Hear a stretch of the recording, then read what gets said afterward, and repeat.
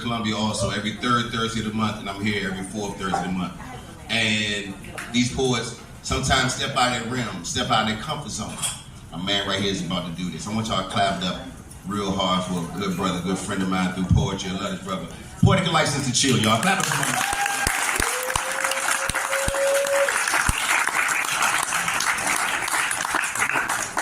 Good evening.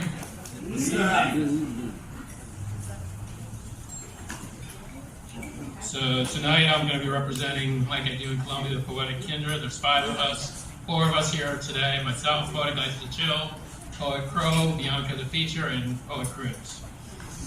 I also have my father in the crowd. So.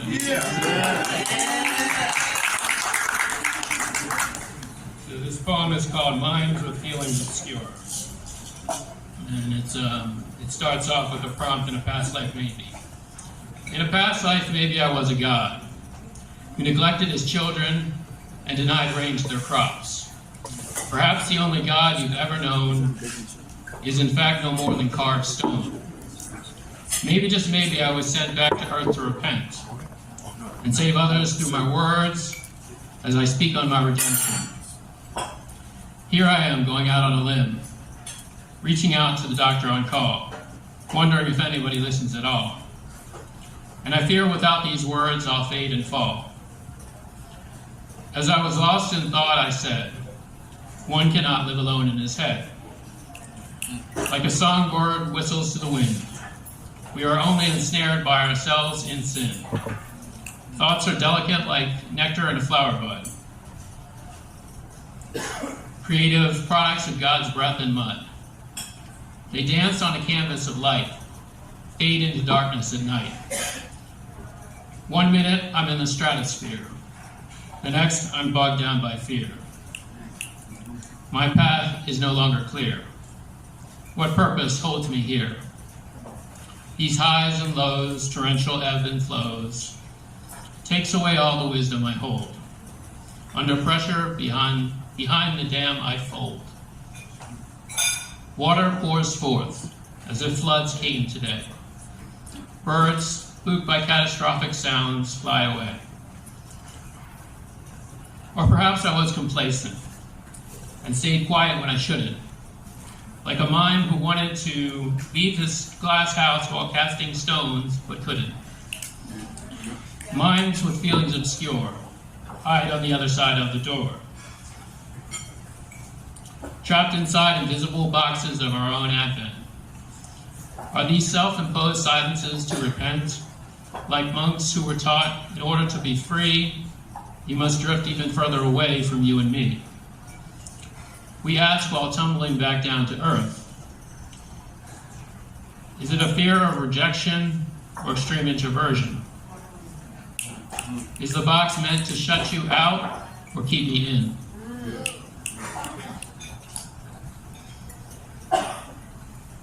I've lived inside it for so long that when I go about my daily routine, the concept of the grass being on the other side, being green, is lost yet serene.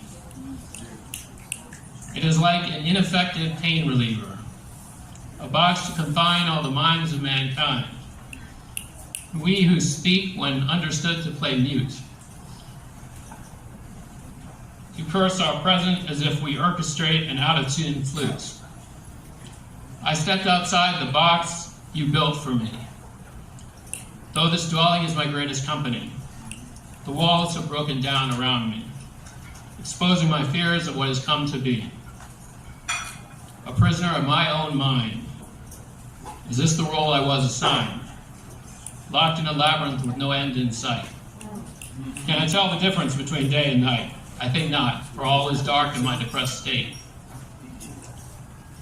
Your presence arrived almost too late. I embark on a new mission, carving for myself a new place on earth after I came back from hell. As I use these words like artillery shells, you can only kick a man to the ground for so long before he rises back up again quicker and stronger. Where our weapons are spoken and the collective conscience is no longer broken. The once quiet ones playing music musical chairs with notes passed in class. For one creature full of energy and mass. To a friend we wish we would draw near. We know these people were always meant to be here. So in closing, maybe in a past life I was neither God nor man. Just a quiet spirit floating in outer space, waiting to be born to shower the world with grace.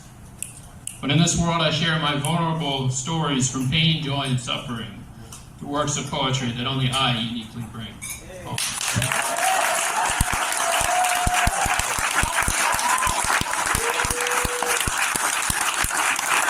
You can find me on Instagram at Poetic License to Chill. And I also have a website. I'm currently uploading some of my videos from performances and pictures of the poems. Thank you.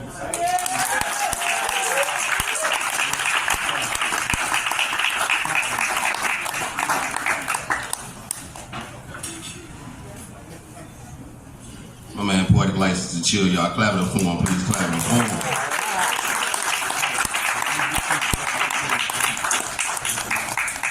Us boys doesn't have insurance on fainting acts, so I just make sure my man ain't pass out up on stage. I love him to death, boy. But nah, I will say this, and I've said this before at Columbia. Some poets make up stuff. Some poets write about other people's lives. That's what I do. I don't tell my personal business. But everything you heard, that man has gone through, and still is going through. That's why I said I respect him for stepping out of that barrier.